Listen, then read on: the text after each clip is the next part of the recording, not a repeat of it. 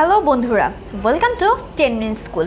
চলো আজকে আমরা পড়া শুরু করার আগে কতগুলো ছবি দেখে নিই এবং আন্দাজ করে নিই আজকে আমরা কি বিষয় নিয়ে পড়াশোনা করব। এখানে আমরা যে ছবিগুলো দেখছি তা দেখে কি তোমরা কোনো কিছু আন্দাজ করতে পারছো? এখানে দেখতে পাচ্ছ আমরা ছবিতে কি দেখতে পাচ্ছি? কাঠবিড়ালি। যদি কাঠবিড়ালি হতাম, ছেলেটি কিন্তু ভাবছে। এখানে আমরা মক্তব অর্থাৎ যেখানে আরবি লেখাপড়া করে সেগুলো দেখতে পেলাম। চলো বন্ধুরা, এই ছবিগুলো দেখে আমরা খানিকটা আন্দাজ লাগাই। এখানে দেখতে পাচ্ছি গায়ের মেঠো পথ। এখানে একটি ঝাঁকড়া চুলের একটি ছেলে বন্ধুদেরকে নিয়ে বাগানে ঘুরে বেড়াচ্ছে। বোঝাই যাচ্ছে ওরা সাঁতার কাটছে। ভোরবেলা ঘুম থেকে উঠছে, ওর মনের ভাবনা ও যদি কাঠবিড়ালি হতে পারতো। দেখতে পাচ্ছি এখানে একটি মসজিদ, মক্তবে লেখাপড়া করছে, বনে বনে ঘুরে বেড়াচ্ছে। তোমরা কি বুঝতে পারছো আমরা কোন ছেলেটিকে নিয়ে কথা বলবো? আমরা আজকে দুখুর ছেলেবেলা নিয়ে পড়বো এবং এই দুখুটিকে আমরা গল্পের সাথে সাথে জানতে পারবো। চলো তাহলে আমরা শুরু করে ফেলি। একটি ছেলে মনের আনন্দে বাঁশি বাজাচ্ছে, তাই না বন্ধুরা? তোমরা কি জানো এই দুখুটি কে? চলো তাহলে শুরু করি আমরা। পাড়ায় ছেলেদের সাথে খেলা করে এক কিশোর, নাম তার দুখু। মাথায় ঝাঁকড়া চুল, চোখ দুটো বড় বড়। পাড়ায় ছেলেদের নিয়ে খেলে, বনে বাদরে ঘুরে বেড়ায়। দেখতে পাচ্ছে ও বনের মধ্যে দিয়ে হেঁটে চলে যাচ্ছে। তাল পুকুরের টলমলে পানিতে সাঁতার কাটে। চুরুলিয়া গ্রাম গাছপালায় ঘেরা, গাছে গাছে পাখি ডাকে। পাখির ডাকে দুখুর ঘুম ভাঙে। দুখু ভাবে, আমি যদি সকালবেলা পাখি হতাম।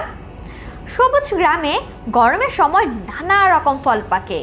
সবুজ পাতার মধ্যে ডাসা ডাসা পেয়ারা। পেয়ারা খেতে কিন্তু খুব মজা। গাছের শাখায় শাখায় উঠে এই পেয়ারা খায় কিন্তু কাঠবিড়ালি। দুখু মনে মনে ভাবে, যদি কাঠবিড়ালি হতাম।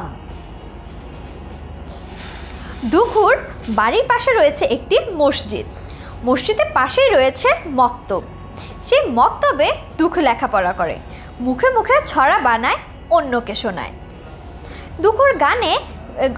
দুখুর গানের গলাও ছিল কিন্তু খুবই সুন্দর। সকলে তার গান শুনে মুগ্ধ হতো। কিন্তু এখন প্রশ্ন, কে এই দুখু? তিনি বাংলার নামকরা কবি কাজী নজরুল ইসলাম। ছোটদের জন্য কিন্তু তিনি অনেক লিখেছেন। তিনি লিখেছেন দেশের কথা, তিনি লিখেছেন মানুষের কথা। তিনি আমাদের জাতীয় কবি কাজী নজরুল ইসলাম। তাহলে তোমরা বুঝতে পারলে তো বন্ধুরা, আমরা যে ছোট্ট দুখুর কথা জানলাম, যে ছিল কিনা খুবই দুরন্ত, খুবই চঞ্চল, তাল পুকুরের টলমলে পানিতে যে গোসল করত, বন্ধুদেরকে নিয়ে বনে বাদারে ঘুরে বেড়াতো, যার মনে মনে কল্পনা ছিল সে হবে একজন কাঠবিড়ালি, কিংবা কখনো কখনো সে মনে মনে ভাবতো সে হবে একটি ভোরবেলার পাখি।